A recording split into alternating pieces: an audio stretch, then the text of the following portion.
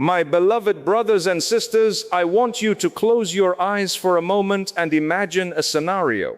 Imagine you receive a notification on your phone right now. It is not a text message from a friend, it is not an email from your boss, and it is not a social media alert. It is an official, undeniable, and terrifyingly clear decree from the highest court of the universe. And it reads exactly like this: you have precisely 60 minutes left. At the exact conclusion of these 60 minutes, your book for this year, or perhaps your book for this entire life, will be permanently sealed. Your verdict will be passed: life or death, success or failure, forgiveness or deprivation. How would your heart beat in this very moment?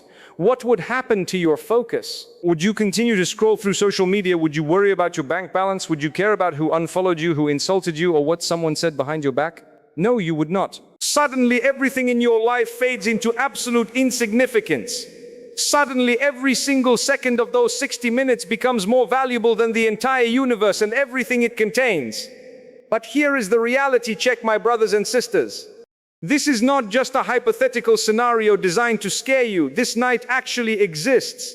This hour actually comes. Every single night, while the world is fast asleep, while the streets are quiet, while the lights are turned off, a divine window opens, a verdict is being written. We are so busy living our lives as if we have centuries, yet the Almighty tells us that a single night can change your entire destiny. Today we are going to talk about that ultimate countdown. We are going to talk about the midnight verdict and how you can use 60 minutes to save your life. May the peace, mercy, and blessings of the Almighty be upon all of you. Look at the beauty of our faith. Look at the mercy of your Creator, Allah the Almighty. We serve a Lord who does not look for reasons to punish us. He looks for excuses to forgive us. Think about it. In this world, if you want to meet a king, a president, a prime minister, or a chief executive officer, you have to book an appointment months in advance. You have to go through security. You have to wait in waiting rooms. And even then, they might give you 2 minutes of their time and look at you as if they are doing you a massive favor. But what about the King of Kings? What about the creator of the entire universe?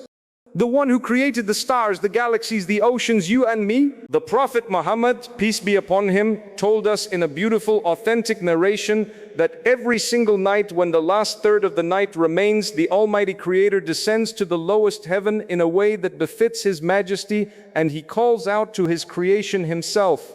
He does not send an angel to ask on His behalf. He asks Himself, who is calling upon me so that I may answer him? Who is asking of me so that I may give him? Who is seeking my forgiveness so that I may forgive him?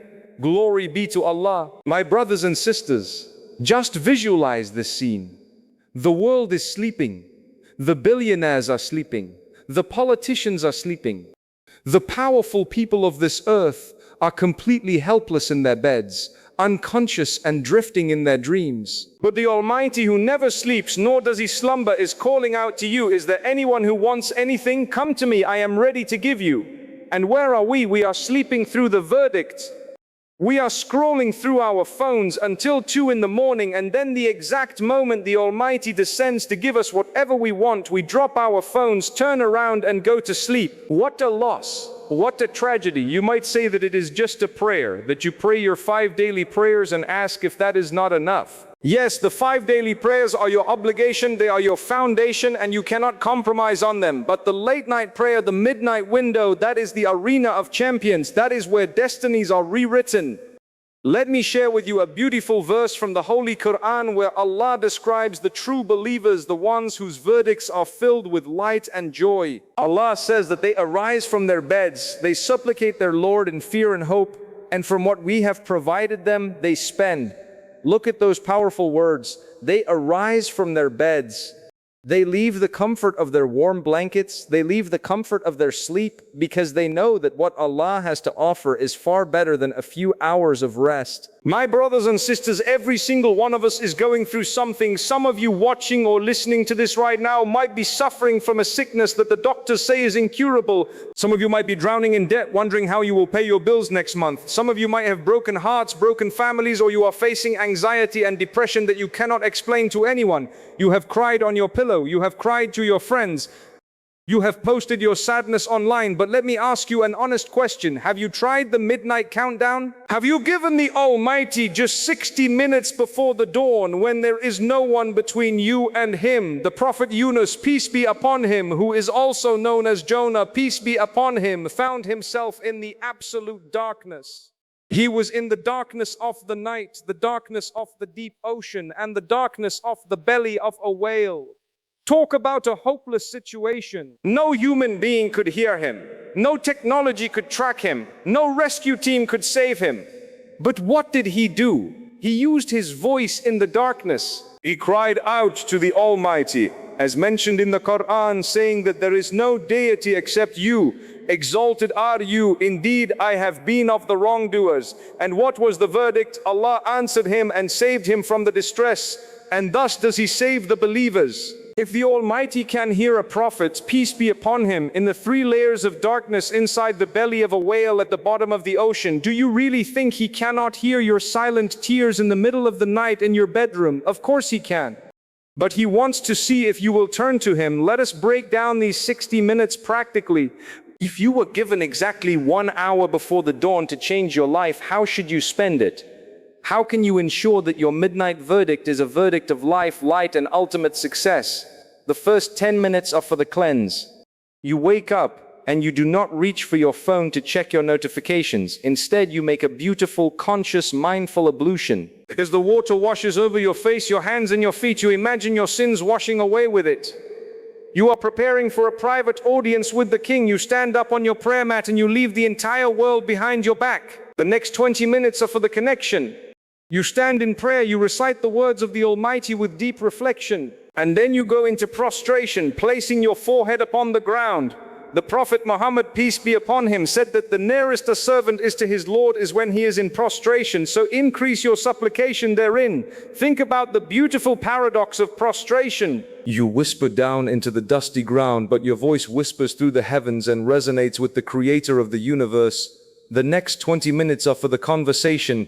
This is where you talk. No fancy language is needed. No poetic words are required. Speak to Allah in your own language, whatever language your heart speaks, because He created your heart and He knows exactly what it means. Cry to Him. Tell Him that you are broken and ask Him to mend you. Tell Him that you are a sinner and ask Him to forgive you.